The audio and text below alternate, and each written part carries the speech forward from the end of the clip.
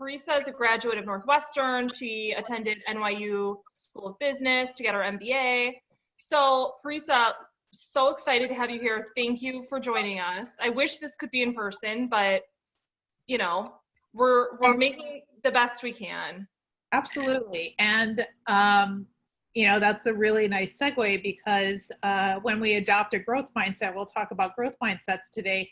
We always think about everything within the context of yes and. So we're not lacking for everything. None of us is broken, but we're always looking at what could my learning be in this moment? What's the opportunity here? So in a way, though I'm really upset that we're not together, this topic is perfect actually for times of the plague. So thank you so much for allowing me to join you. Really appreciate it. Thank you, of course, to all the first responders, the healthcare professionals. Thank you to all of you for your interest and willingness to play full out today. So what I'm going to do is share my screen. Just bear with me while I do that. Okay, great. So what we're going to be talking about today is playing a larger game at work. And, you know, candidly, we could also say that we're playing a larger game in life too. It doesn't only have to be work. So just to kind of give a lay of the land, there may be times in which you'll want to stop and ask a question. I think there's a chat box. You can certainly leave something within the chat box. And what we'll do is throughout the course of our conversation tonight, I'll stop and see if there are any questions or if someone wants to raise their hand and ask a question in that moment, we'll certainly accommodate that. And of course, at the end, if there are any questions or a desire for conversation, we can have that too. I typically like these to be more conversations as opposed to webinars.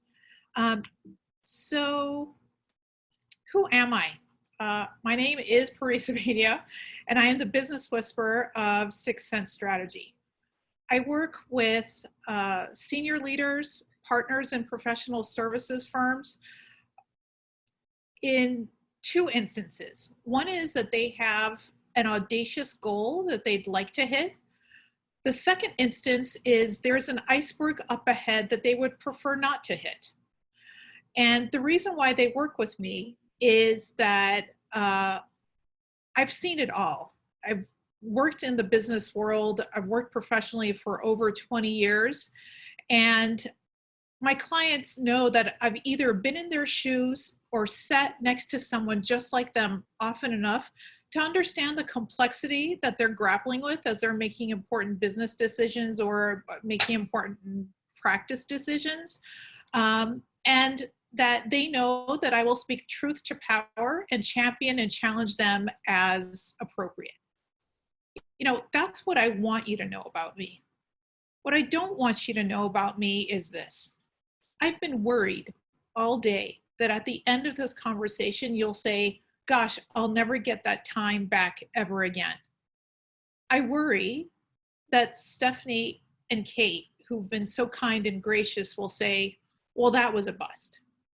So I'm giving you a balance of what my forward kind of view is or how I pitch myself, but then also giving you a sense of what my vulnerability is. And we're going to also be talking about vulnerabilities a little bit more as we go through this chat. So no one goes through law school thinking this, right? No one says, I'm going to go to law school and then be miserable taking the bar exam so that we're kind of overworked and miserable for the rest of our professional life. So the goal and what we're going to be talking about here is kind of crystallizing and clarifying the thing that you love most, what you're best at, so that it doesn't feel like work and it feels more like the spirit of play. A friend of mine shared this with me on Friday. It was the best truth bomb ever. The best way to predict the future is to invent it. And so especially in this moment where we don't know when we'll be able to stop sheltering in place, we don't know if we're going to get sick. We don't know if our loved ones are going to get sick. we still have the capacity to invent the future. We're not broken, we're just sheltering in place. We don't have to accept a condition if we have the choice to change the condition we're in. And this is really a key part of living within our zone of genius, and then also a growth mindset. So here's what we're going to be talking about today. I'll ask someone to share what their goal might be that they're working towards. We'll have some real truth to power talk. I'll chat with you a little bit more about mindset, share with you a little bit more about the zone of genius, talk about awareness. I'll share with you a little case study about zone of genius and growth mindset. And at the end, we'll have some food for thought questions and discussion if you'd like to chat about this a little bit more. So imagine it's 1 year from now and we're celebrating you. You've conquered a key goal that was important. I'm curious to hear if someone would like to volunteer what their goal is that they're celebrating a year from now. And just generally for all of you, keep this goal in mind throughout this conversation because it will have applicability in terms of talking about growth mindset and zone of genius. So if there's anyone that would like to share a goal that they'd like to celebrate a year from now, I'm curious to hear it. Bueller? Anyone? Anyone? Any intrepid soul? Yes. So a goal I'd like to accomplish a year from now is what you're looking for? Yes, that we're celebrating. That we'd be celebrating. This isn't probably as concrete as it should be, but a lot of my time in isolation has been spent thinking about what, where I'd like to be a year from now. Because it's the only time I can recall that I've had enough time to reflect, and things have kind of dumbed down so much that after this, we can build back up. It's a huge opportunity point. Yeah. What I'd like to see for me is much more of a work-life balance. I've been able to cook. I've cleaned the kitchen afterwards. These are huge changes for me, and lovely changes. So that's, an example of what I mean by work-life balance, where I can even have the wherewithal in my brain and body to do that at the end of a day. Perfect. Beautiful. Is there another goal? Does someone have a goal that they would like to share? So Stephanie has a work life. Does anyone have a goal they'd like to share? Well, I think part of it is also like not giving up certain goals. I mean, I had a financial goal for this year. And so it's the really, that is, I still want to keep that goal. I don't want to modify it. There's no reason to change it, and still working toward that. So I would be hopeful that with the changes I'm making in my business and taking on an employee, that I'll be able to actually make those goals. It's one of the first time I really thought about it since the pandemic started, but there's no reason I can't just keep working toward that. Yeah, staying the course, that just because we're sheltering in place doesn't mean that you can't hit a particular goal, financial goal that was important to you. That's great. I love it. So for the rest of you, if you have come up with a goal that you'd like to celebrate a year from now, please keep it in mind as we go through the rest of the talk. And if a goal doesn't come to you, that's fine. It doesn't stop you from engaging in the conversation. It's just a tool we can use for learning. That's all. No big deal. So let's move on. So some real talk as you're considering your goals. Where in your life are you dishonest with yourself? What do you pretend not to know about yourself as a leader? Do your work and your values align? And what is the cost to you if they don't? Are you phoning it in? When was the last time you felt engaged in and challenged by your work? How are you developing your practice and developing yourself as a leader? How do you block your success? What are the ways that self-sabotage, imposter syndrome, unfounded assumptions wreak havoc with you hitting the targets you'd like? And when was the last time you saw the forest instead of the trees? This is kind of a good temperature check for the goal that you have established for yourself. So, we don't have to answer these now. And my intention isn't to answer these now, but just something to kind of live with. So let's talk about mindset. I don't know if anyone has read the book by Carol Dweck called Mindset. I don't know if anyone has seen the TED Talk, and she's given a number of TED Talks. There's one TED Talk, I can't remember where in Europe and what it was. It was in Northern Europe, but it was a really good TED Talk. It was about, it was 10 minutes-ish, like all good TED Talks are. But what she said, she's at Stanford, what she says is that a mindset is a theory that people have about themselves. So some people have a scarcity mindset and they act from a position of scarcity. And some people have an abundance mindset. So they believe that the universe always delivers or that they will always be okay. Our minds are like computers. They accept whatever theories that we create for ourselves. They don't negotiate them. So if you input something into your mind of, I'm a bad attorney, or I'm a bad parent, your mind is not going to engage into an intellectual conversation with you about why you might be wrong. It will just accept it. The mindset that you adopt for yourself has a profound effect on every aspect of your life, personal, professional, with your kids, etc.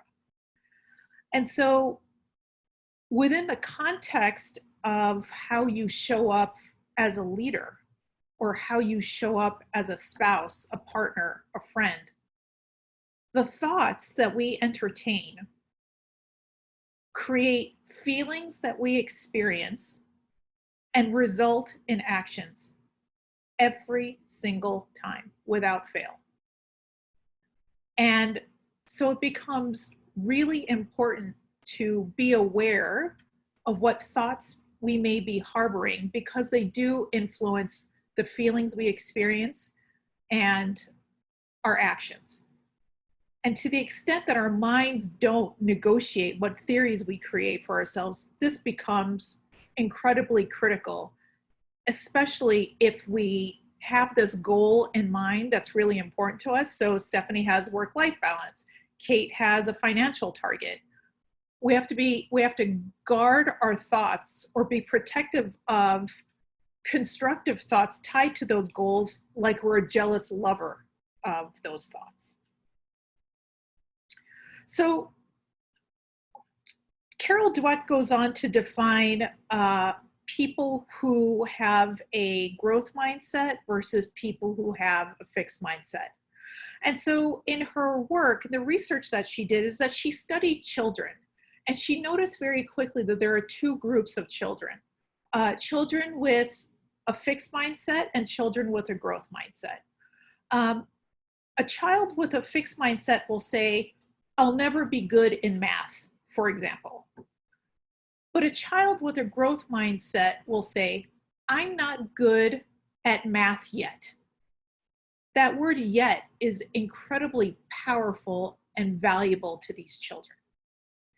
So generally what Carol Dweck saw and what she argues in her book, and if you watch all of her TED Talks, really worth spending the time.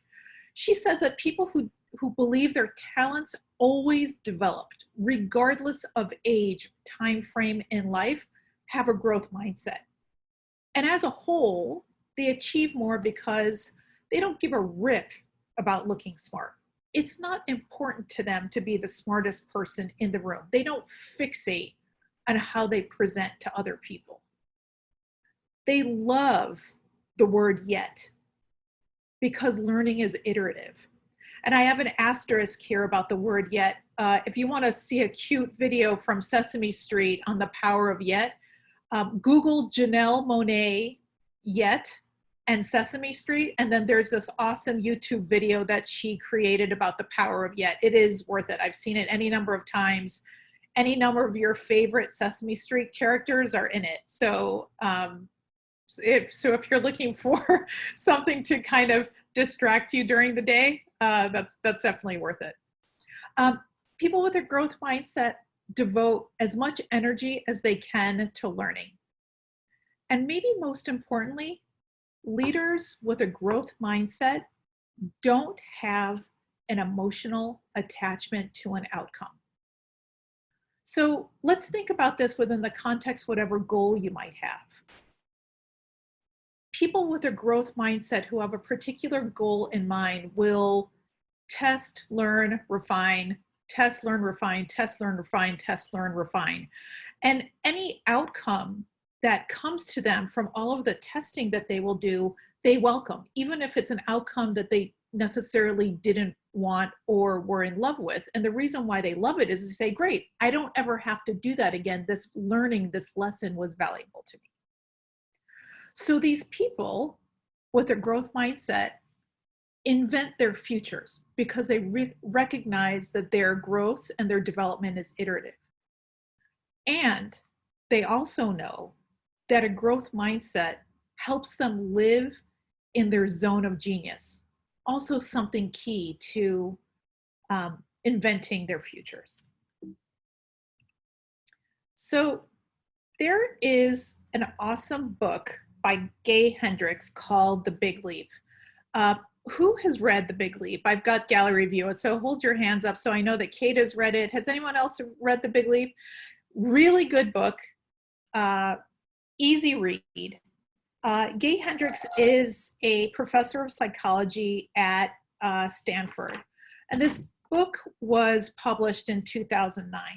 And since then, this really awesome infographic about the different zones that Gay Hendricks described has been floating around LinkedIn. You may have seen it. It's one of my favorite things. I've shared it any number of times. And so in The Big Leap, Gay Hendricks wants us to be honest with ourselves and others. And what Gay Hendricks says to be honest about is what we are really good at. He wants us to be honest. He's pushing us to be honest about the highest and best use of our time and talent, such that whatever work we do feels like play and not at all like work. Such that whatever work we do, we could do for hours and hours and hours at a time and not notice the time go by. And so let me kind of break down these different zones for you in relatable examples. And I'll use myself as the example.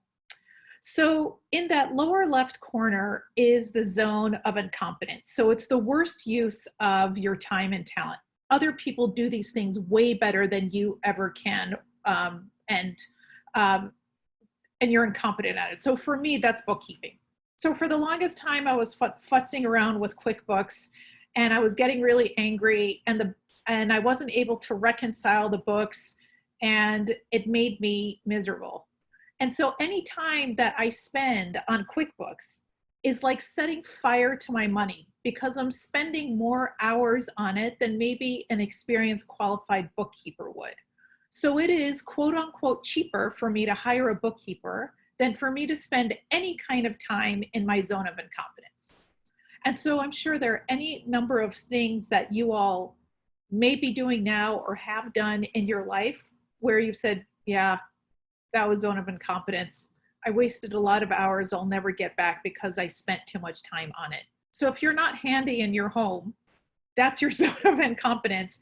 Hire someone to get that taken care of for you. So the next one over to the right is you're more talented at it, but still not an awesome use of your time. So these are things that you do well, but other people do just as well and maybe even better than you do. So for me, that's baking. I love to bake, making banana bread, brownies, cakes. It's something that's relaxing for me. But the last thing I should be doing is quitting the gig I have now to open a patisserie. I have no business doing that. But what I can do, and I often do when we're allowed to be social, is I'll take a cake to a dinner party. So regulating my time on the things that I do just fine, but being protective of my time that I don't do too much of it. Anyone who works within their zone of competence, very similar to their zone of incompetence, it's like setting fire to your money. It's not a good use of your time. Better to buy the cake in this instance than try to make it yourself. Unless making the cake gives you enjoyment and, have at it. Then if we go up to the upper left box in the zone of excellence, this is where safety lives. This is where relatability lives. This is where most of us live. These are the things that you do extremely well and you make a perfectly fine living at it. This is the place where your imposter syndrome or your fears may be wanting you to live. This is also the place that everyone else wants you to live as well because it's relatable. It's a shape. Everyone knows what a square is. Everyone knows what a circle is. Everyone knows what a triangle is. And so because those things are relatable, we either push ourselves to stay in the excellence and we don't have full satisfaction and it doesn't fully feel like playing in our work. And then other people push us to stay here too, even though we know that we're not fully satisfied with the work that we're doing. And then the last one to the right is your zone of genius. This is where your special juju lives. This is the stuff that you're uniquely qualified to do. They draw upon your special gifts and strengths. So for me, my zone of genius is coaching high performers and coaching badasses. People who are high value to an organization, are used to getting stuff done, used to leaping buildings in a single bound. That's where my genius lives. I serve these people powerfully. But in my excellence, which was mostly my consulting life, I make a perfectly fine living at it, but I'm happier in my genius. It feels like I'm playing. So with that was kind of like a fire hose. I want to stop right here and see if anyone has a question about these four geniuses or the zone of genius in these four quadrants. Parissa, I don't have a question, and I don't know how much you want to open this up to discussion, but this is so powerful to think about as lawyers when we're forced to wear so many hats. You know, we have to be so detail-oriented, yet so persuasive, good with people, yet really good with writing. Yep. I don't know that you want to open it up to that extent, or if it's just something we should all be thinking about, but let's have at it. I mean, I want to be respectful of time, but yeah, let's spend a couple of minutes talking about this.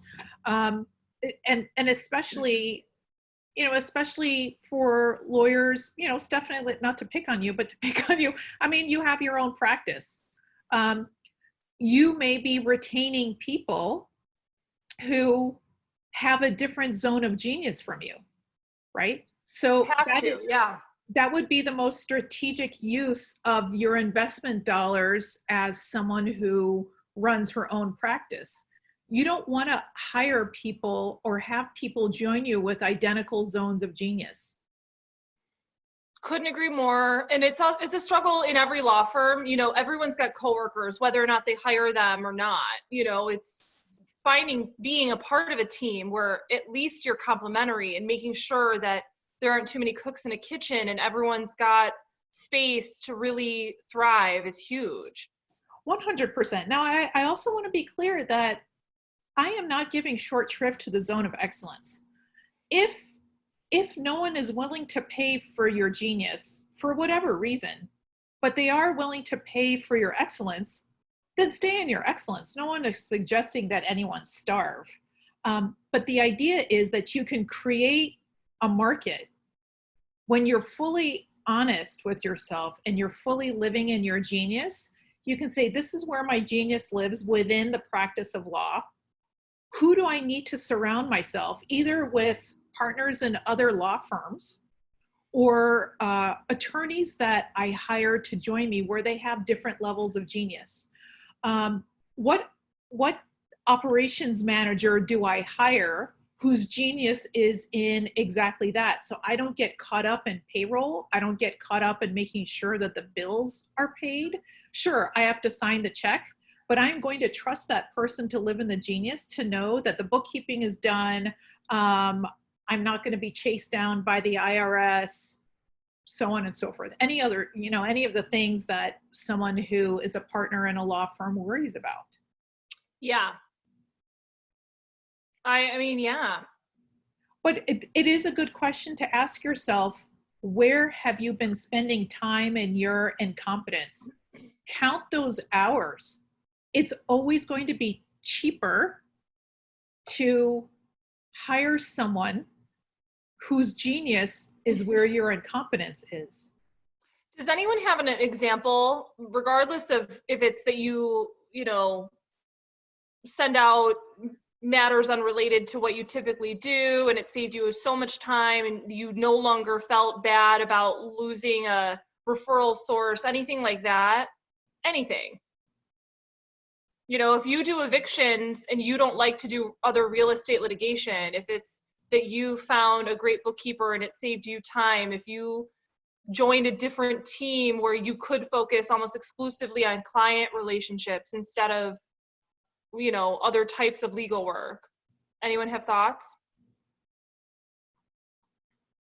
Yeah, Stephanie, the zone of incompetence was so relevant to what just came up this week.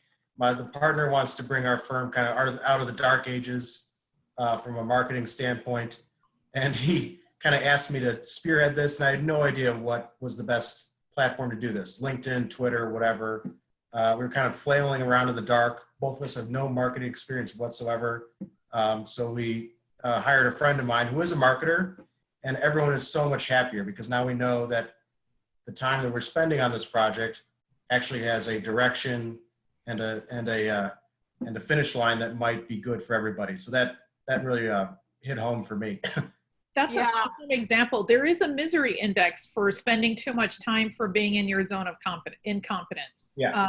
You dread it, you put it off, and when you address it, it's kind of half-assed, pardon my French. I'll blame the wine for using that word. And it does nothing for you, and it doesn't hit any of those marketing targets you may have. So kudos to you for saying, this is not our cup of tea, and it's time for us to hire someone. So good on you for doing that. Absolutely. Everyone's happier. Yeah, it's incredibly important. I'm actually looking for a bookkeeper right now. So that's how miserable I am with QuickBooks. But it's a perfect example of it dragging my creativity down because I spend too much time dreading it. One way to think about it is when you when you get rid of the stuff that's in your zone of incompetence, it's like removing blockades from your path to your goal. Why wouldn't you want to remove a blockade to your path to your goal? The same thing with removing stuff that's in your zone of competence. Especially if, in the example like the bookkeeper, it's losing you money to not send out bills because you so reject the thought of having to go through it, or in the case of marketing, that you're missing out on real opportunity because you're avoiding having to learn about it, go through with it without any guidance. I mean, it's everything. Yeah. And the thing about living in your zone of genius, and also the thing with the growth mindset, again, is it really is supposed to be so light for you that it feels like you're playing. And I know that sounds like bunnies in the meadow and, pots of gold at the end of the rainbow and stuff like that. But the point of arrival here is that how happy do you choose to be? How happy do you want to be?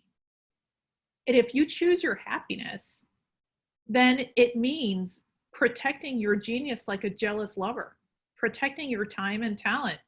Don't do stuff that's in your zone of incompetence or the zone of competence. Spend Yeah. all of your time, effort, and energy on the stuff that delivers better ROI for you, to put it just in business context, whether it's personal enjoyment ROI or, financial ROI or what have you. I think I used to do my own bookkeeping, and there's the issue of the comfort level, which I hated it, and I would spend hours on the weekend doing it, which is also miserable. But it's also the fact that it's just not where I'm most comfortable, and I think I was probably making a lot of errors that were also. So what's the point of me working really hard and billing on an hourly basis if I'm just ending up giving that money to the IRS because I don't get on my deduction? So 100%. in that respect too, there's comfort, but there's also just like, what's the point of working on the things that you love if you're risking them by doing things that are incompetence, whether that's malpractice or just working on marketing instead of billing, Yeah. or not having your taxes firmed up to the point where you maximize your income. Yeah, 100%. That's why I changed. It's a really good, and then that's the thing of like, what is the cost of you not being happy? Mm-hmm. So there's the tangible cost, and then there is the intangible cost, and the intangible cost is significant. And so where can you be honest with yourself about where the zone of genius is and then live there? So let's move along, if that's okay, or if you all are cool with that. So at this point, it's natural for someone to say, well, that's cute that you keep talking about it, but how do I define it? And so Gay Hendricks, in his book, asks these 4 questions. What do I most love to do? What can I spend a long stretch of time doing and not get bored? The second is, what do I do that doesn't seem like work? What part of the work feels like play? In my work, what is producing the highest ratio of abundance and satisfaction to the amount of time spent? And this last thing, it's asking what your juju is, your sweets, your magic sauce, special sauce. I'm at my best when blank. Ask yourself this. When I'm at my best, the exact thing I'm doing is X. When I'm doing that, the thing I love most about it is whatever. And so as you answer these questions, it's good to keep your goal in mind as you're defining your genius, because again, we want to remove anything that may be blocking the road for you. But I also want to be really clear. It may not feel right the first time you do it or the third time you do it. It may not feel clean at first or the third time that you do it. That's okay. We are testing and learning. Again, we want to be within the context of a growth mindset where every outcome is perfect because we've learned something from it such that we can apply to the next thing we try. And this also requires a certain amount of honesty with yourself. No one is going to know how you answer these questions. There's no right answer. You don't have to impress anyone. So it becomes even more mission critical for you to hit those goals and maybe even exceed your own expectations for your goals, to become super honest with yourself. But at the same time, the coach in me also wants to share with you, be kind and forgive yourself. High performers like all of you, and I know that you all are, may be wanting to punish yourself because I haven't been operating in my genius, or this was a lost opportunity. I wish I could have done that better. That's not what this is about. What this is about is building your future. We're inventing your future, kind of like that quote from Alan Kay. So please, please, please be kind and forgive yourself. There is no right answer. And once you get to that thing that feels good and it feels like you'll know it. Something cellular will happen. There'll be like, people will say that your complexion has changed. People will tell you that you will have physically changed. But again, be kind and forgive yourself. So how do we get to growth mindset and living in your genius? Well, to be able to answer those questions, or as you're asking me those questions, not only is it honesty, but also a little bit of awareness. And awareness is critical within this context. You know, we all see what we expect to see, and that's neither good nor bad. Why is this? We all have filters. When, you know, two of us look at the same exact thing, our past experiences frame our filters for how it is that we evaluate what we're looking at. You know, I looked at this time in sheltering in place like, oh my gosh, I'd been wanting to do all of these, you know, I'd been wanting to write this particular thing, that particular thing. The introvert in me was delighted because I felt like I had the time to do all of this. Whereas, you know, someone who's an extrovert is not living their best sheltering in place life. You know, these filters are like a funhouse mirror though.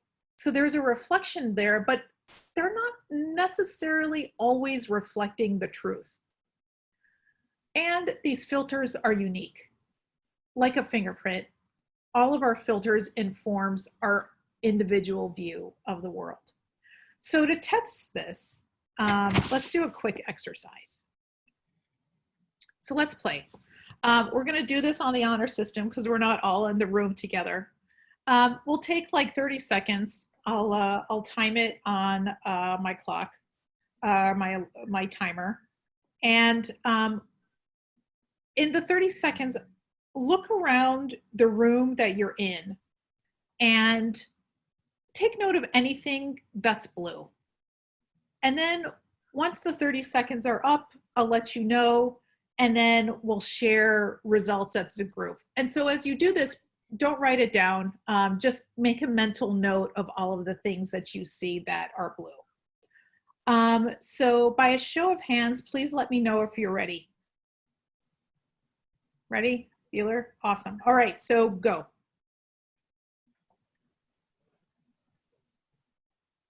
You want us to tell you? Not right now, just, so take a note of it and I'll ask you at the end. Got it.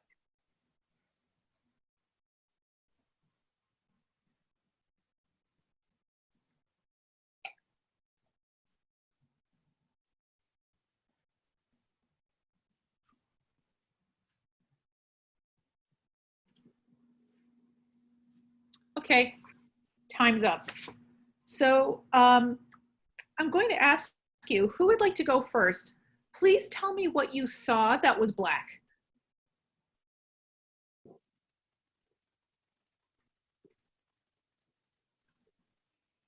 Anyone?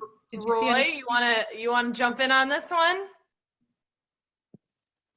I was only looking for blue things. That's a Yeah. really good point. Sorry, not sorry. This tells us when we're overly fixated on one particular thing, it's to the ignorance of every single other thing that's in our room, that's in our lives, that's within our law practice, that's within whatever matter we're looking at. We become so fixated on the thing that we believe is important that it's like we're eliminating our peripheral vision. So let's talk about this a little bit more. What's a learning that you'd like to share about me having punked you a little bit?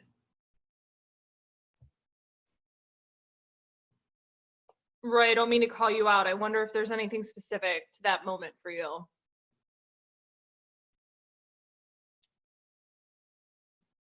Oh, we're still muted. Sorry, Roy, we've got you muted. And that was all right. No, it's kind of funny because I guess I saw it coming from that standpoint, and you do focus on that.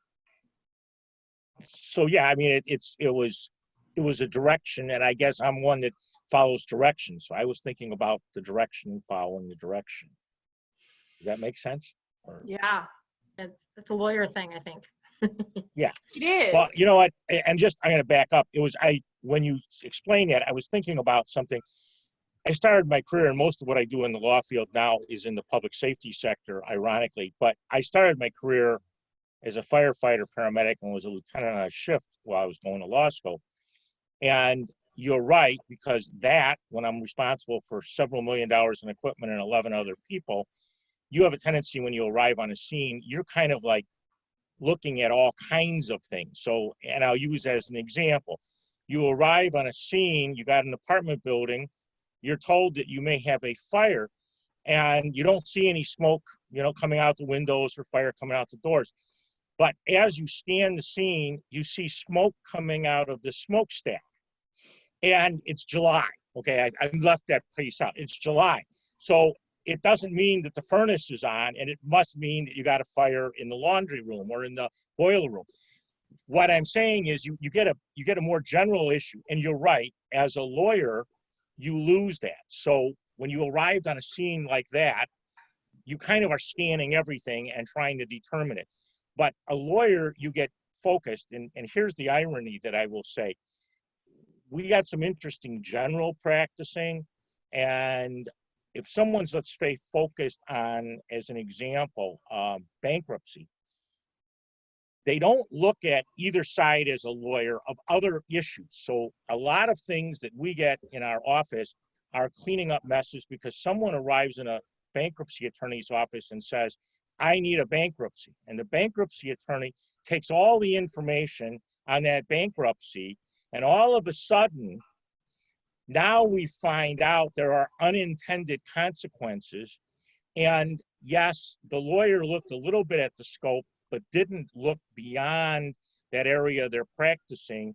And a lot of what we end up doing in my office is getting called from that lawyer who had the bankruptcy case and says, oh, we got some other problems here, and now I need basically a cleanup. And that's what we end up doing because you didn't look at that whole scope. And I'm just saying generally across the legal profession, a lot of times I see that happen, just as a thought, guys. Absolutely. I would add to that too, that a lot of us, especially as business owners, get focused on, the singular focus on how am I going to make this year more financially productive than last year?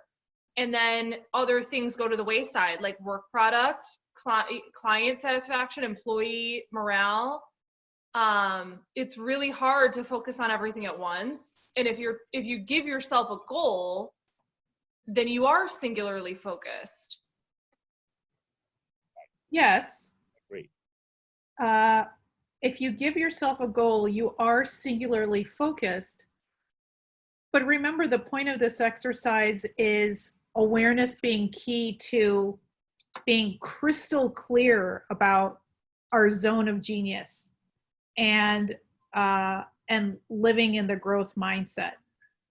So when we have awareness as a tool in our leadership arsenal, and we're asking those questions about what is the highest and best use of my time and talent, and you're looking at everything with emotional detachment, which is what the growth mindset is about, then you do become aware of the stuff that's in the peripheral vision because you're protecting your zone of genius like a jealous lover.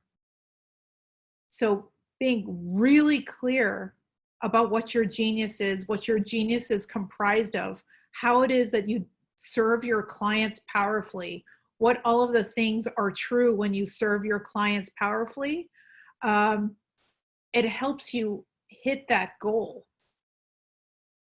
And you don't ignore any of the important stuff because you have chosen your zone of genius.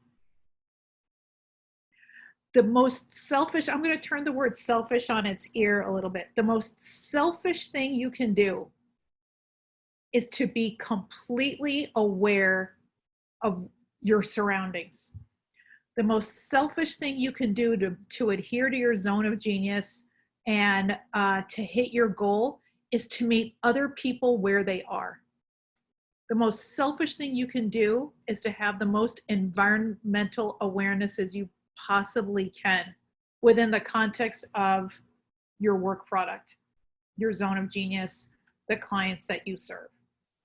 So it's like self-ish. You want to hit your goals, meet people where they are. You want to hit your goals, be super aware. If the goals really don't mean all that much to you, you won't be aware. You don't care. You're phoning it in. That's why I asked the phoning it in question. You're like, I can do this in my sleep. This is a part of the law that I don't care much for, but it pays the bills. But in that context, when you treat things like, well, it pays the bills, what higher revenue item are you leaving out because you're kind of indifferent to something? Be aware, be honest with yourself about your zone of genius. Any other questions or comments about what this exercise yielded for them?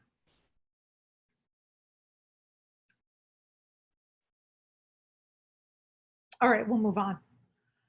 Okay, so how does this show up in real life? It's one thing to be like abstract about it, but I thought it might be useful to share with you a case study with a client of mine.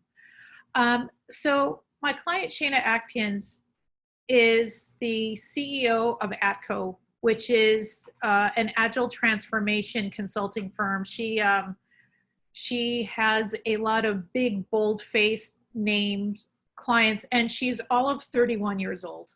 She left Accenture because she's looked around. She said, hey, wait a minute, I can do this. But she was kind of hitting a plateau. And so when she started working with me, she started embracing a growth mindset, which means the following. She's from Chicago's West Side. She's a success story from the West Side, but she often said, I'm from the hood, so my success has a ceiling. She would say things like that, or I'm from the West Side, so really who's going to take me seriously? And so what we did was we said, well, no, because you're a success story, because you got full ride at Spelman, because Accenture handpicked you, because you've learned so much, people take you seriously, that becomes a point of strength and not a limitation. She also chose to become more aware of how she was getting in her own way, the imposter syndrome, self-sabotage. She clarified her zone of genius, and she chose to be accountable to her zone of genius, which meant owning the fact that she was a CEO as opposed to a manager a 1099 of her own company. And then also being really clear about what her non-negotiable values and boundaries are in this role. So previously, her team would find ways to prey on what she believed were her limitations. And so, she argued her limitations and people argued them with her. And so that's how she was having struggles before with her team. So when she chose to reframe her roots, be aware of how she was getting into her own way, when she clarified and decided to be accountable to her zone of genius, the following happened. 2 types of transformation. Last year, she grew revenues 5 times by closing larger retainers with dream clients. And she realized that she did have the talent and experience to demand and hire her dream team. She didn't have to settle for just okay. She didn't have to settle for hiring people that were operating in their zone of competence or maybe even in their zone of incompetence. She only hired people in their geniuses. She also had a personal transformation. She realized that, and my coach likes to say this, there's no such thing as hell maybe. There's hell yes or hell no. If you are a 5 out of 10 on something, that means really that you're a 0 or a 1 on 10 of something. Protect your time and talent for the stuff that is your genius, your hell yeses. That way you can welcome in larger opportunities. She also realizes better results generally because she creates space and time to work within her genius. And she generally has better professional relationships because she's creating win-win with other people who are also choosing their genius. So she knows her own genius and she only works with people who have identified theirs. And it's made her work feel like play. It's made her more productive. It's made her team more productive. And the proof is in the pudding that her revenues grew 5x last year, which for someone who's 31 and sitting at the table with people who are 30 years older than her, head of technology and major organizations, pretty amazing. I'm so stupidly proud of her. So some food for thought for you. You don't have to answer it today, but something to be cognizant of, or as you're considering a goal that you already have or the goal that you'd like to create. You know, what's one thing that you can do to become more aware as a leader in your practice, whether it's in your own firm or when you're working as a part of someone else's? What's blocking your awareness and your growth mindset? How do the blocks impact your ability to identify your genius? What do you believe you can accomplish and will accomplish when you become more aware? And what is one thing, at the very least, you can do to be accountable to the growth mindset you've established and your zone of genius? If anyone's curious about what it's like to work with me, there are a couple of options. There's one-on-one coaching. There is something that I've just launched this week called the Modern Badass. It's a group coaching program. And also, if you want 90 minutes of quick coaching, a conversation to kind of move forward, a 6 Sense Spark session is available as well. And again, this quote is a truth bomb. The best way to predict the future is to invent it. So with that, I'm going to open it up for any questions that might be. And like I said, I want to be respectful of your time, but at the same time, if there are any questions, I'm happy to answer them. Guys, I mean, this was so timely for me. I wonder if anyone else is experiencing that. You know, I know we've all had a lot of time to self-reflect more than we probably normally do. And maybe you don't. Maybe you've got young kids at home and it's just been harder than normal. But I'd love to hear how something in this specifically spoke to you, what your takeaway would be. Of course, any questions.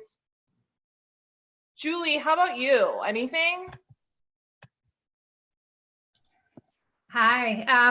I thought it was timely and interesting. I mean, I like to think that I'm always trying to think at a strategic level about these things, but I'm not. And really focusing and thinking through, you know, I found, like some of the others of you commented, that those buckets, I had not previously seen the graph that Parissa posted, but thinking through how much time I spend in my zone of incompetence is a little depressing. It's the worst. I do know a lot more about QuickBooks than I used to, but that's not going to do me or any of my clients any good at all. It helped me learn my business some and get a feel, but I'm at least 2 years past the time that I should have been doing that. And so just sort of thinking in those buckets about how I use my time. I think that meshes with one of my goals, which is similar to what Stephanie expressed. You know, I want a year from now for my business to be thriving, for the people who work with me to be happy and achieving their goals.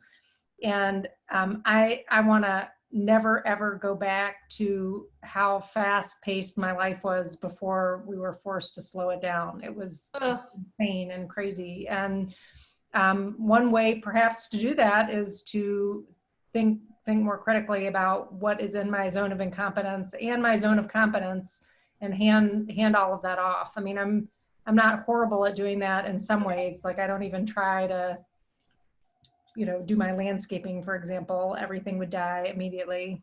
So I know that about myself. But there, even within my firm and within my practice, there are things that I spend a lot of time doing that I just don't need to be. And you know, I've done that for years and it's never been a big deal. But when I think about what that goal is, it does make sense to really try and give some thought to how I can be more in the top half of the graph. So I really appreciated your presentation, Parissa, and thank you for sharing your time with us.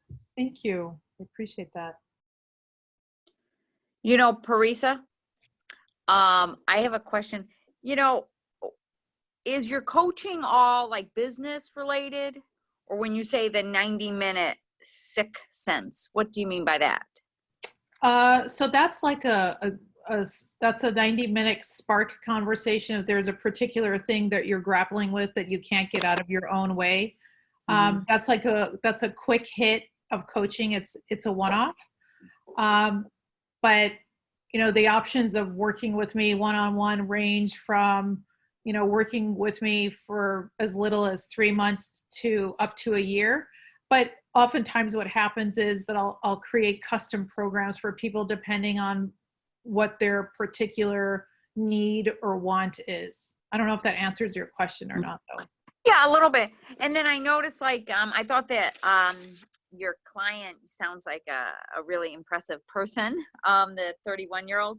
Yeah. But you talked about, like, was all business growth, or I think you started to say that That's a was great question. personal too. I didn't I lost it there a little bit. Yeah. So, and thank you for asking me to clarify that. I apologize if that wasn't clear. It was a blend of how she chose to make business decisions, but also it was executive coaching. A lot of times, so coaching is a general matter. Every coach that you meet is a life coach, right? Because life intrudes in, whatever is happening in our professional life.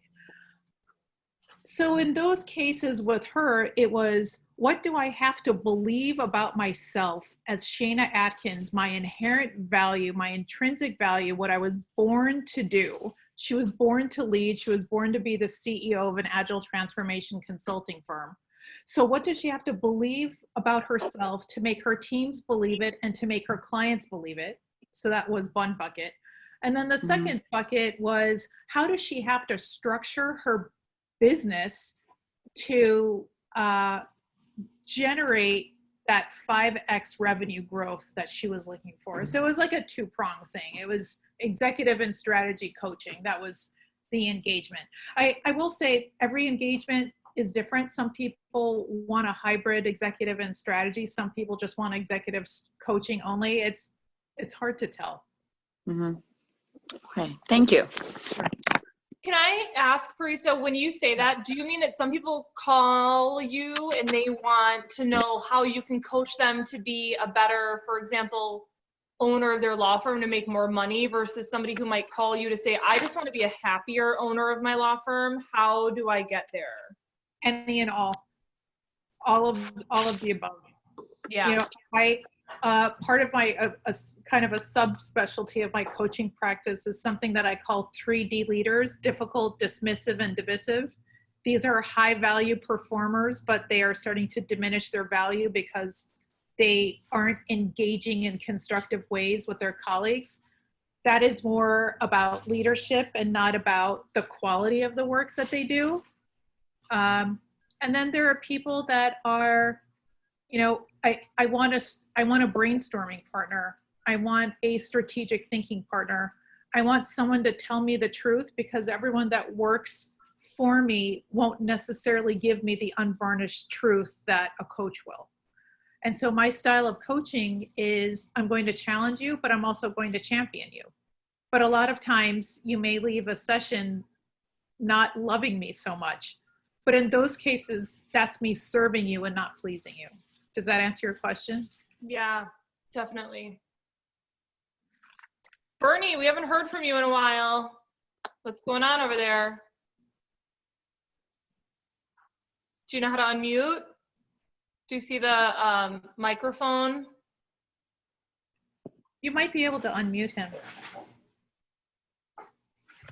Let's see. So did you unmute me? No, you did it on your own. Maybe Kathy helped. I don't know. Or Debbie. Yeah, Debbie Lee might have done it. I don't know. Am I on or not? You're on. You're on. Okay. Well, the only thing my thought is that, in the real, some of this is great, but it's also somewhat unrealistic, because the reality is, if you run a business, if in the marketing issue, you can hire a marketer, but if the people don't follow the rules, it's not going to get you any place. You can hire a marketer to tell you how to market, but people have to agree to do what he wants you to do, or she wants you to do it. So that doesn't solve the problem. You can hire a bookkeeper, but if you send out bills that are bad, you're going to lose clients. So if you do your own taxes, or let somebody else do your taxes, you don't see what your cost, where you're paying taxes. So, Yeah, so you I don't must know. not want, in those instances, you don't want it badly enough to be successful. That for your own practice, when I'm saying your own, I don't mean you, but someone must not want success badly enough, or if they are getting in the way of paying their taxes or following through on what the marketing recommendation is, there is something about the work that they're doing that they just don't feel connected to. And in that case, well, what I'm saying, yeah, but on the marketing, like I've been with law firms that had marketers, but Yeah. people didn't implement what they suggested. So, I mean, you can give all the suggestions, but if you don't implement them, it's worthless. Right. It is worthless. And it means that those people don't care enough about the work that they're doing, which is why they don't care enough to accept the suggestions that someone is giving them. That's what my point is, that they're not living in their genius. It doesn't feel like play. It feels like work for them. Anything that Well, I don't think that's totally true. It's something you got to realize you got to do. I mean, running a business, it requires marketing. It requires you to send out bills. It requires you to put your time in the system. You may not want to do it, but there are bad parts of any business. I mean, there are things maybe they aren't the greatest, but you've got to do them. You can't just but you start with the outsource end all in of it. mind. So what is the overall goal? My overall goal is that I want to work with high performing leaders, be able to hit whatever they say their audacious goals are. So I orient every single one of my activities around working with those clients that I can serve powerfully. So the marketing doesn't become the end, it's the means to the end. That's a mindset thing, as opposed to you have to do it. Sure, I have to deal with the accountant, but it's because I'm living in my genius that it doesn't pain me to work with the accountant. I love what I do. And so marketing isn't a chore. But if you don't take those activities, or if you don't take the inputs from these really important, valuable people, then you don't have a clarified goal that you're working towards. You're just making the donuts. And I would challenge people to think about new donut recipes as opposed to making the donuts all the time. And I think once you're in the zone of genius, it's like you want to be surrounded by people that are also in the zone of genius. So it's a matter of like raising your standards. Yep. If I hire somebody and I'm communicating with them, or at least I feel like I'm communicating with them effectively, and they can't put a marketing strategy together, then I'm going to be, quick to fire, slow to hire then. Yep. Hopefully I'll be quick to fire. Since it's like, I know if I set my standards at excellence, at your zone of genius, then I expect that from the people that I surround myself with, and understand the value of the money that I'm paying them to get the job done. Yeah. Julius, I'm sorry, go ahead. I take your point, and and I guess from where I'm coming from, or the comments I gave back to you, was more of a yes and as opposed to a no but. So please take my comments to you in that spirit. Parissa, can I go back to that? You were talking about how you love to bake. Yes. And I didn't really follow that, because then and I think it sounds great. And I think it must make you kind of well liked at parties when you bring a cake. But I didn't understand. You then said, but I shouldn't really do that because it's not a good use of my time. But I shouldn't earn money that way. I shouldn't open a bakery. I can make cakes for the parties, but I shouldn't open a bakery. So what zone is that in? Is that the zone of confidence is, sure, make that cake for the dinner party, but don't open a bakery, because that's like setting fire to your money. Okay. The zone of excellence, we'll pick on me. So for a long time, I was doing consulting only, and that was a fine way to generate income. And I was generating income, but I wasn't feeling it. And so over time, what I noticed was it was becoming harder and harder for me to win new clients because my heart wasn't in it. I was saying all the right words, but I wasn't there. I was blank. And people buy on emotion. They don't buy on feature and benefits. And so they picked up on the fact that that was kind of, it's fine, it's whatever. And so that's how people were treating me as well, because they picked up energetically that I wasn't feeling it emotionally. But in the zone of genius, my people find me. My people know, they're like, oh, this is my brainstorming partner. This is someone who's going to help me still my nerves. This is going to be the person that champions me. This is going to be the person that helps me clarify my genius. This is going to be the person on an as needed basis to challenge my assumptions or push me out of whatever imposter syndrome I'm allowing myself to have. Because I feel that in my spirit. It's something that feels like play for me. And of course, I've got like the technical skills to coach, but that's like not even the point. It's something that I'm uniquely suited to do. Just like you are uniquely suited to do some things where you love it, you can't stop talking about it. And that's why all of your clients love to work with you. And that's why you get a whole bunch of really nice referrals. So you think your zone of genius is in what? It's not in? It's in coaching. Okay, as opposed to consulting. Yeah, consulting is where zone of excellence is. It's a perfect way to have a living. I pay my bills. I have tenants. I've got rental property. My rental property is in my zone of excellence. I make money that way, but I don't have an emotional attachment to it. My consulting practice, I like the work. I don't love it. My zone of genius, the coaching, the high performers, the people that have audacious goals, or people who want to identify what an audacious goal might look like for them. Those are my people. I see. Thank you. Sure. I didn't mean to steer you so quickly before Parissa, but I did want to ask Julius, who I'm less familiar with, where are you in practice? How did this speak to you? How are things going?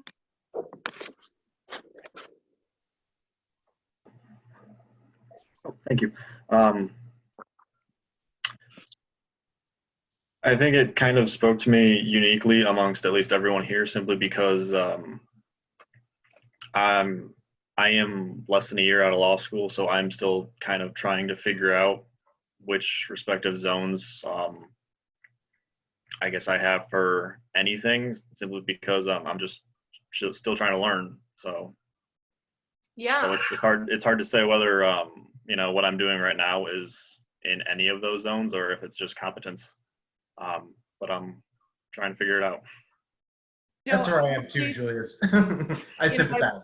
I will say, Julius, there are people that go through and they don't crystallize what their genius is until 5, 10, 15 years. I mean, let's see, I graduated from business school a long time ago, and I don't want to say how long ago it was. And it took me a prodigiously long time to get to identify my genius A, but then also say it out loud B. So it may take a couple of iterations for you to say, all right, is this it? It's fine. Is this it? It's fine. This is getting closer. So iterating, just because you may not be there now doesn't mean that you won't ever get there. It's just that you're not in your genius yet. So like I mentioned, that Janelle Monáe video from Sesame Street, watch it. It's a lot of fun, but it really crystallizes this idea of yet very nicely.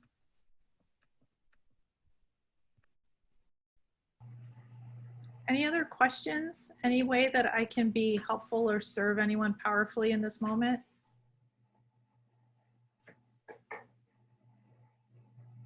All right. Well, thank you. Thank you so much. Really appreciate your time. If you have any questions, I can make the deck available if you all would like. But yeah, it was great being with you today, and wishing you all the very best and continued good health.